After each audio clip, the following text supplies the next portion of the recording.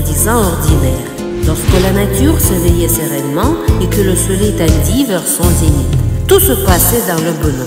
Pour les vaches, les chameaux marchaient comme s'ils flottaient. Les chameaux ne faisaient pas attention aux vaches qui meuglaient. C'était bon, on sentait comme une langueur et une somnolence. Tout autre était imprégné de grâce. Le ciel était nuageux, rendait l'air doux.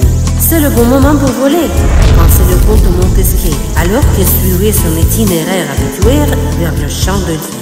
Suivant la tradition, en promenant le cerf-volant dans le champ, qu'il appelait un champ de tir pour le rendre plus solide, le comte de Montesquieu lui fixait mentalement une tâche technique précise qu'il avait élaborée ensemble depuis longtemps dans la globalité de leur plan de vol. Naturellement, le comte de Montesquieu comptait bien sur le fait que le cerf-volant avait tout intérêt à conquérir de nouveaux sommets, mais ce jour-là, le cerf-volant s'est conduit d'une manière incroyablement étrange, simple et paradoxal à raison de sa nature mécanique. Comme toujours, dans l'une des rafales de vent, le cerf-volant a attrapé une vague avec toute confiance et dans son ordre habituel a décollé avec grâce et majesté, mais tout à coup, il s'est littéralement bloqué sur place. Son Excellence essayait de donner un coup de pouce supplémentaire au cerf-volant, mais celui-ci ne l'acceptait pas. Le cerf-volant rougissait, frémissait et trottait avec avidité dans l'air en découvrant un arc invisible et monotone, comme s'il cherchait un moyen de s'échapper. Il se comportait comme un requin sauvage en quête, qui non cessait de se débattre et de se poser contre le paroi claire d'un aquarium pour les touristes. Et cela continuait quand soudain, par un effort incroyable, le requin a franchi cette paroi et s'est retrouvé en liberté.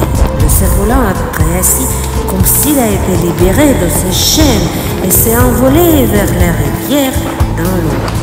Le cerf-volant était certainement en train d'échapper au pont de Montesquieu. Son Excellence essayait de le retenir et de débattre avec lui, mais le cerf-volant semblait inarrêtable dans son désir. Il était fasciné par cette idée et il a gagné. Le comte de Montesquieu n'a pas compris comment cela avait pu arriver, quelle était cette force qui faisait bouger le cerf-volant en remplaçant l'air par de l'eau. Son Excellence ne pouvait pas répondre à cette question. Il était bouleversé par cette évasion incroyable. Mais a-t-il gagné? Je peux l'arrêter, je sais nager, s'est demandé le comte de Montesquieu. Alors que le cerf-volant a plongé dans la rivière et nagé dans le courant de l'éternité, et aussitôt le comte s'est dit qu'il était impossible de le rattraper. C'était impossible de profaner un rêve. Évidemment, c'était le rêve de cerf-volant, de lui échapper. Mais j'ai tant investi en lui, pensait le comte Montesquieu. Et il était surpris de penser qu'il ne savait pas quoi faire. Quoi faire? Il a vu un miracle. Et quoi faire maintenant? S'asseoir et attendre? Si le cerf-volant a descendu la rivière vers la droite, il doit revenir sur la gauche. N'est-ce pas? Parce que la terre est ronde, tout le monde le sait. Cela est prouvé depuis longtemps. Alors, on va s'asseoir et attendre. En ce moment étrange, le comte de Montesquieu est devenu fou. Il était assis sur le rivage et attendait, en imaginant le cerf-volant flottant dans la nuit. De quoi rêve-t-il? Où était-il en train de rêver? Il voulait quelque chose? Il avait l'impression de participer à un événement important de la vie, mais il ne se rendait plus compte de ce qu'il a voyé. Après tout, il s'est vu dans un désert. Il a vu des chameaux et des tortues. Il a vu le professeur déchiffreur de toutes les questions de l'univers, l'apologiste de l'expérimentation extraterrestre avec sa moitié. Est-ce que ce qu'il voyait était une hallucination? Il était assis et attendait, rêvant que lorsque le cerf-volant se tournait autour du globe, retournerait de l'autre côté. Il pourrait rentrer chez lui. Il pouvait supposer beaucoup de choses, mais il ne s'attendait pas à ce que ce soit des ballons qui reviennent à lui à la place de cerf-volant.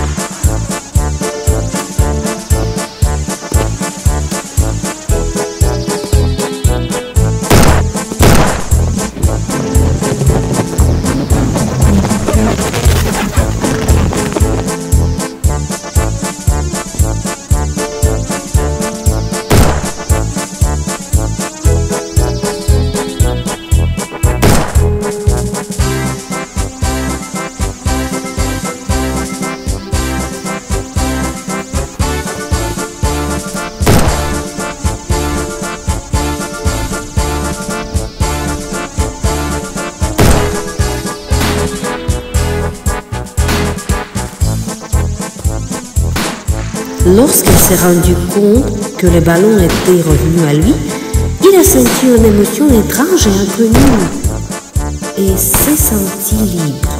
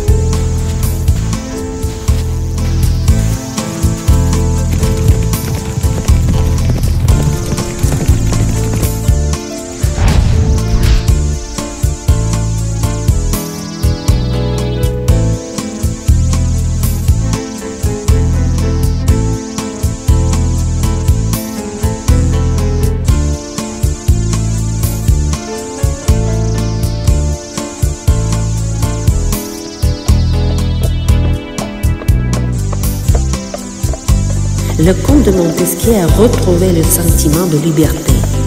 Il a deviné qu'il avait attendu. Le mal avait été battu par le mal.